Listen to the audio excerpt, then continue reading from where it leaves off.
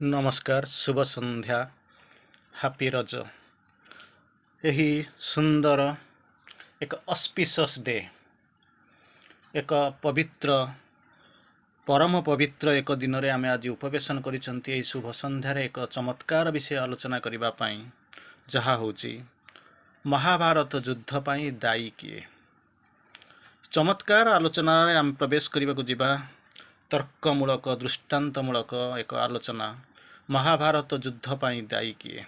युद्ध हो जाइछि, जुग सरी जाइछि, द्वापर जुगर शेष हो जाइछि। अनेक समय अनेक वर्ष अनेक लेखा अनेक गवेषणा तार परे मध्य आज भी मध्य प्रश्न उठुची से एका प्रश्न जहाँ प्रथमरु मध्य उठिथिला। ए महाभारत युद्ध हेई नथांता, आवश्यक नथला, ताको मध्य एड़ाई दिया ही जाई पारिथांता। ये जो विराट ध्वंसलीला पृथ्वी देखिला, विश्व इतिहास रे पृष्ठामंडन कला, जहाँ रक्तरंजित से जो इतिहास को बहन करी बहुत चलुची, जो विशाल विशाल हस्ती माने सब ध्वंस हो गले। तारी पछरे दायी किए सेता कौन निजे आमे चाहिथिले, आमे तो नुहे समय चाहिथिले कौन ताहा बंद करा जाई पारि नथांता। एही भली एक प्रश्नर उत्तर आज आमे खोजिबा। आज आमर संक्षिप्त आलोचना विषय भितरे महाभारतर युद्ध पई दायी किए सेठू आरंभ करने को जिते आमे जाऊचु सेठी बड़ सुंदर जिनस आमको मन पड़े।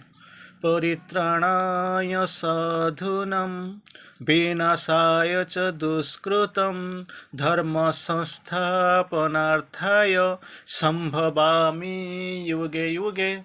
साधु मानकर परित्राण पाई, दुष्कृत मानकर दुष्ट मानकर विनाश पाई, धर्म संस्थापन पाई मु सबु जुगे जुगे यदि संभव होउची जन्म रोची अवतार ग्रहण करुची।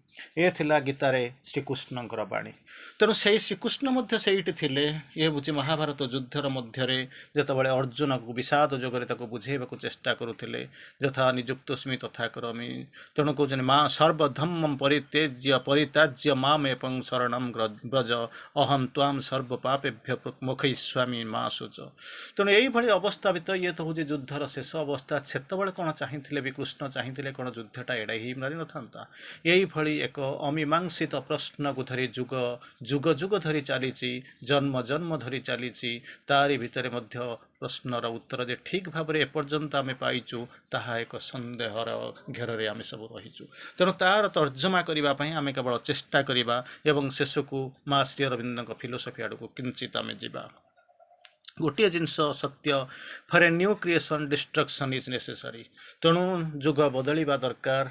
ये जुग बदलला पर नुआ जुग आसिक पहुँचब। एमती जुग पर जुग जाइए सत्य तेतेया द्वापर कली एमती बर्तमान अतिमानसर सत्य जुग आड़ को आम जाऊँ, जार पृष्ठभूमि आम देखुचु से असुर और देवता मध्य सुकृत और दुष्कृत भितर झगड़ा कली ताकू देखुचु। बर्तमान करोनार हाहाकार देखुचु, झड़र द्वंद भी बाजुची ताकू आम शुणी पारुचु। ब्लैक फंगसर शरीर शुणी पारुचु। सारा पृथ्वीर समस्या वर्तमान हा कृष्ण करी समस्ते चित्कार करुचंती। तेणु ये से नवजुगर आउ गोटे नुआ जुग पई अयम आरंभ पर्व केवल आरंभ होइछि। जहा हो आमे वर्तमान विषय वस्तु भीतर को जिबा। एही सुंदर आलोच्य विषय वस्तु जोठी आमे बसिचु, जेमिति कहले रज सज बाज मौज को झिपि झिपि वर्षा सारी देलारे। तेणु से झिपि झिपि वर्षा होउछि। आज मध्य से पहली रज तारी उपरे आमे बसिचंती, आमे तार संज्ञा आलोचना करुचंती, किंतु विशेष पर्व रे विशेष गुण रे विशेष मर्म रे आमे आलोचना करबा को जाउचंती। महाभारत युद्ध पई दायी किए। सेदिन प्रश्न आसीथिला शकुनी को, कारण समस्ते प्रथम इनिशियली समस्ते धरी नियंती शकुनी एथिपाई दायी। तेणु तेरे शकुनी को पचराला तुम ए विराट महाभारत युद्ध हो गला, तुम्हें होच तार दायी, तुम्हें होच खलनायक। तेणु से जिते शकुनी बसी हसुची से मोर कौन, मु केवल तो धर्म निर्वाह करुली। कहीं जिते आमर भाई मान को बापा को जिते एक अंध कुटीर भितर रखा जाइथिला, जाउथरे आमर भूल कोठी थिला। खाद्य न दिया जाई अंधा कुटीर 100 जन रहिबार मध्य व्यवस्था न ନଥିଲା। ତାହାରି ଭିତରେ ବିନା ଖାଦ୍ୟରେ ବିନା ବିଶ୍ରାମରେ ଆମେ ମରୁଥିଲୁ। ତେଣୁ ଏକମାତ୍ର ଖାଦ୍ୟ ଜଣକୁ ବଞ୍ଚିବା ପାଇଁ ଦିଆଯାଇଥିଲା। ସମସ୍ତେ ନ ଖାଇକରି ଭାଇମାନେ ବାପା ମୋତେ ଦେଇ ଦେଉଥିଲେ ଏବଂ ମୁଁ ଖାଇ ବଞ୍ଚୁଥିଲି। କାରଣ ମୁଁ ଯଦି ବଞ୍ଚିଯାଏ ତାହେଲେ କେହି ଜଣେ ଅନ୍ତତଃ ଏହି କୁରୁ ବଂଶ ଧ୍ୱଂସର ସେ ଏକମାତ୍ର ନିୟାମକ ହୋଇ ଉଠିବ, ସେହି କାରଣ ହୋଇ ଉଠିବ। ଅତଏବ ମୋତେ ବଞ୍ଚେଇ ଦିଆଯାଇଥିଲା। ସେମାନେ ମୋରି ଆଗରେ ମୋର ଭାଇମାନେ ମୋ ବାପା ନିଶ୍ଚିତ ଭାବରେ ଆତ୍ମହତ୍ୟା ସମସ୍ତେ ଆତ୍ମତ୍ୟାଗ କଲେ, ମରିଗଲେ ନ ଖାଇ ନ ପିଇକିରି। ତେଣୁ ସେତିକିବେଳେ ଯିବା ପୂର୍ବରୁ ମୋତେ ସେମାନେ କହିଯାଇଥିଲେ ବଞ୍ଚେଇ ରଖିଛୁ କେବଳ କୂଳର ଏହି ପ୍ରତିଶୋଧ ନେବା ପାଇଁ। ଅତଏବ ମୁଁ ମୋର ପୁତ୍ର ଧର୍ମ ପାଳନ କରୁଥିଲି, ମୋର ସେହି ରାଜଧର୍ମ ପାଳନ କରୁଥିଲି, ମୁଁ ସେହି ମାନବ ଧର୍ମ ପାଳନ କରିଛି। ତେଣୁ ମୋର କିଛି ନାହିଁ। ଆଉ ଏକ ଧର୍ମ ଭଣଜା, ମୁଁ ଏକ ମାତୁଳ ଧର୍ମ କରିଥିଲି ଭଣଜା ପାଇଁ, ଭାଇର ଧର୍ମ କରିଥିଲି ଭଉଣୀର ସୌଭାଗ୍ୟ ଦେଖିବା ପାଇଁ। ମୁଁ ମଧ୍ୟ ସେହି ଶାଳକ ଧର୍ମ ମଧ୍ୟ ନିଭେଇଥିଲି, କାରଣ ମୋର ଭିଣେଇ କିପରି ତାଙ୍କର ପିଲାମାନେ କେମିତି ସଂସାରରେ ରହିବେ। ତେଣୁ ମୁଁ କିଛି ଅଧିକ କିଛି କରିନାହିଁ, ସେଥିପାଇଁ ମୁଁ ଦାୟୀ ନୁହେଁ। ମୋତେ ବୃଥା ଏ ଯେଉଁ ଅଟହାସ୍ୟ କରାଯାଉଛି ସେଥିପାଇଁ ମୁଁ ଦାୟୀ ନୁହେଁ। ତାପରେ ପ୍ରଶ୍ନ ଆସିକରି ପହଞ୍ଚିଥିଲା ଧୃତରାଷ୍ଟ୍ରଙ୍କ ପାଇଁ। ତୁମେ ଅନ୍ଧ ହୋଇଥିଲ, ତୁମେ ଥିଲ ସେତିକିବେଳେ ତାଙ୍କର ଦୁର୍ଯ୍ୟୋଧନର ବାପା, ତୁମେ ଥିଲ ଶାସକ। ରାଜାର ଧର୍ମ ହେଉଛି ପ୍ରଜାମଙ୍ଗଳ କରିବା, ଧ୍ୱଂସ ନୁହେଁ ସୃଷ୍ଟି କରିବା। ତେଣୁ ତୁମେ ଚାହିଁଥିଲେ ମହାଭାରତ ଯୁଦ୍ଧଟା ଅଟକି ଯାଇପାରିଥାନ୍ତା। ସେତିକିବେଳେ ସେ କହୁଛନ୍ତି ସେଇ ଅନ୍ୟାୟର ପ୍ରତିଫଳନ। ମୁଁ ବଡ଼ ଥିଲି, ଯୋଗ୍ୟତା ଥିଲା, ମୁଁ କେବଳ ଅନ୍ଧ ବୋଲିକରି ମୋତେ ରାଜା ନ କରିକରି ମୋର ଭାଇକୁ ରାଜଭାର ଦିଆହେଇଥିଲା। ସେହି ସମୟରୁ ଏକ ଅହଙ୍କାରର କୁହୁଡ଼ି, ଯେଉଁ ଘନ କୁହୁଡ଼ି ମୋରି ମଧ୍ୟରେ ଜଳି ଉଠୁଥିଲା। ସେତେବେଳେ ମୁଁ ମଧ୍ୟ ଭାବିଥିଲି ମୁଁ ବଡ଼ ହେଇକରି ଯଦି ନ ହେଇପାରିଲି ତାହେଲେ ମୋ ପୁତ୍ର ମଧ୍ୟ ସେଇଭଳି ବଡ଼ ହେଇପାରିବନି। ତେଣୁ ପୁତ୍ର ମୋହ ଥିଲେ ମଧ୍ୟ ସମୟ ମଧ୍ୟ ମୁଁ ଯେମିତି ମୋ ସହିତ ଅନ୍ୟାୟ ଲୁଚକାଳି ଖେଳ ଖେଳିଲା, ମୁଁ ସେମିତି ଜାଣିବାକୁ ପାଉଥିଲି ମୋ ପୁଅ ସହିତ ମଧ୍ୟ ଏହା ଲୁଚକାଳି ଖେଳ ହେବାକୁ ଚାହୁଁଛି। ତେଣୁ ମୁଁ ସେତେବେଳେ ନୀରବ ରହୁଛି। ଗାନ୍ଧାରୀକୁ ପ୍ରଶ୍ନ ହୋଇଥିଲା, ତୁମେ ମଧ୍ୟ ଚାହିଁଥିଲେ ତୁମ ସ୍ୱାମୀକୁ ବୁଝେଇ ଦେଇଥାନ୍ତ, ପିତା ପୁତ୍ରକୁ ମଧ୍ୟ କ୍ଷାନ୍ତ କରିଥାନ୍ତ, ଏମିତିକି 5 ଖଣ୍ଡ ଭୂମି ଯଦି ଗାଁ ଦେଇଥିଲେ ମଧ୍ୟ ମହାଭାରତ ଯୁଦ୍ଧ ଟଳି ଯାଇପାରିଥାନ୍ତା। ସେ କହୁଛନ୍ତି ମୁଁ ସବୁଯାକ କରିଥିଲି, ବୁଝେଇଥିଲି, ପତ୍ନୀ ହେଇ ବୁଝେଇ ପାରିଲୁ ନାହିଁ, ପୁଅକୁ ମଧ୍ୟ ମା ହେଇକରି ସଂସ୍କାର ଦେଇପାରିଲୁ ନାହିଁ। ତେଣୁ ସେତେବେଳେ ଚିନ୍ତା କରନ୍ତୁ, ଯେତେବେଳେ ଅହଙ୍କାର ଅହମିକା ଭିତରେ ପୃଥିବୀଟା ଧ୍ୱଂସ ହେବା ପାଇଁ ଯାଇଲା, ଗୋଟେ ଯୁଗାନ୍ତ ହେଇଯିବାକୁ ବସିଲା, ସେତେବେଳେ ମଧ୍ୟ ତୁମେ କରିପାରିଲ ନାହିଁ। ତେଣୁ ଯେତେ ନିଜକୁ ଛୁପେଇଲେ ବି ଯେତେ ଏକ୍ସକ୍ୟୁଜ୍ କଲେ ବି ଇଏ ନିଶ୍ଚିତ ଭାବରେ ଏଥିରୁ ମୁକ୍ତି ପାଇପାରିବ ନାହିଁ। ତଥାପି ମଧ୍ୟ ଗାନ୍ଧାରୀ ଅନ୍ଧ ପୁଟୁଳି ବାନ୍ଧିଛି। ଏକ ପକ୍ଷରେ କହୁଛି ସତେକ ପୁତ୍ରର ଜନନୀ ତୁହି ମା ଶ୍ରେଷ୍ଠ ଏ ଧରା ତଳେ, ସେପଟରେ ମଧ୍ୟ କହୁଛି ମୋର ସତୀତ୍ୱର ଯେଉଁ ପରାକାଷ୍ଠା ଅଛି, ମୋର ଯେଉଁ ଶକ୍ତି ଅଛି, ତୁ ଯା ପୁତ୍ର ବ୍ୟାସ ସରୋବରରେ ଗାଧେଇକରି ମୁଁ ତୋତେ ଶକ୍ତି ଦେଇଦେଲେ ତୁ ଅଜର ହେଇଯିବୁ। ତେଣୁ ଏଇ ହେଉଛି ଜୀବନର ସତ୍ୟ। ତଥାପି ସେ ଅନ୍ଧ ପୁଟୁଳି ବସୁଛି, କହୁଛି ମୁଁ ଦାୟୀ ନୁହେଁ। ତାପରେ ପୁଣି ଆସିକରି ପ୍ରଶ୍ନ ଆସେ, କର୍ଣ୍ଣ ତୁମେ ହେଉଛ ଦାୟୀ ନା ମୁଁ ଦାୟୀ ନୁହେଁ? ନା କେମିତି କ'ଣ ତୁମେ ଦାୟୀ ନୁହେଁ? ଅନ୍ୟାୟ ପଟରେ ରହିଲ, ଅନ୍ୟାୟ ଦେଖିଲ, ତୁମେ କେମିତି ଦାୟୀ? ନା ମୋ ସାଙ୍ଗରେ ବି ସେଇଭଳି ଅନ୍ୟାୟ କରାଯାଉଥିଲା। ମୁଁ ବର୍ତ୍ତମାନ ସବୁକିଛି ଥାଇକରି ମଧ୍ୟ ମୋ ବଂଶ ପରିଚୟ ଗାରିମା ଜାଣିକରି ମଧ୍ୟ ମୁଁ ରାଧେୟ ହେଇଗଲି, ସୁତପତ୍ର ହେଇଗଲି, ସେଥିପାଇଁ ମୁଁ ଦାୟୀ ନୁହେଁ। ତେଣୁ ତୁମେ ଅନ୍ୟାୟ ପଟରେ ରହିଲ, ଅନ୍ୟାୟକୁ ସମର୍ଥନ କଲ। ତୁମେ ଯଦି ସମର୍ଥନ ନ କରିଥାନ୍ତ, କାରଣ ଦୁର୍ଯ୍ୟୋଧନ ଭଲ ଭାବରେ ଜାଣିଥିଲେ ପିତାମହ ଇମ୍ପାର୍ସିଆଲ ରହିପାରିବେ କିନ୍ତୁ ପାର୍ସିଆଲିଟି କରିପାରିବେ ନାହିଁ। ତେଣୁ ସେ ନୀରବ ରହିବେ।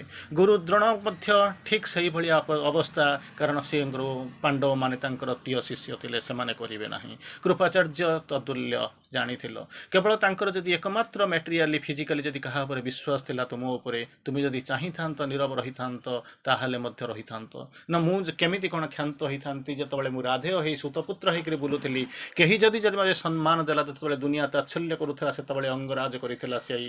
କିନ୍ତୁ ଚିନ୍ତା କରିତୁ ସେତେବେଳେ ସିନା ତୋତେ ଅଙ୍ଗରାଜ କରିଥିଲେ, ଏପଟରେ ତୁ ଜାଣିନଥିଲୁ। ଜାଣିସାରିଲା ପରେ ତୁମକୁ ଯେତେବେଳେ ସବୁକିଛି ଜାଣିସାରିଥିଲେ, ତୁମେ ଯଦି ସତ୍ୟର କଥା କହୁଛ ତାହେଲେ ବସ୍ତ୍ରହରଣ ବେଳେ ଦ୍ରୌପଦୀକୁ ତୁମେ ବେଶ୍ୟା କହୁଥିଲ କେମିତି?